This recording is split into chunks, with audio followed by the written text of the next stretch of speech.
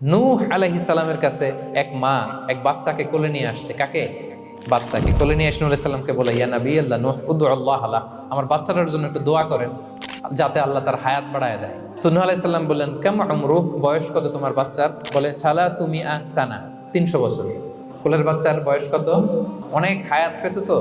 তো উনি বলতেছে, তুমি 300 বছর তোমার বাচ্চার হায়াত, মানে এখন বয়স, তুমি আরো হায়াতের দোয়া চাইতেছো। তুমি কি জানো আখিরি জামানায় এমন এক জাতি আসবে যারা 60 থেকে 70-এর মধ্যে সব মরে শেষ।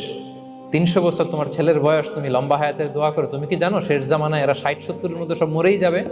এই মহিলা তো অবাক, তাই নাকি 70-এ মরে যাবে? এই কথা শুনে মহিলা বলতেছে, আইয়া বেনুনাল বুয়ুত, আচ্ছা নবী আল্লাহ নূহ 70 বয়সে যেহেতু মরে যাবে, তারা কি আর দুনিয়াতে ঘর বাড়ি বানাবে? কারণ মহিলার ধারণা 70 বছর যেহেতু হায়াত, ঘরের তার প্রশ্নই আসে না, এটা তো এমনি সেমনি কাটায় চলে যাবে। আজকে যদি আইনা দেখাইতে পারতাম ওই বুড়িরে,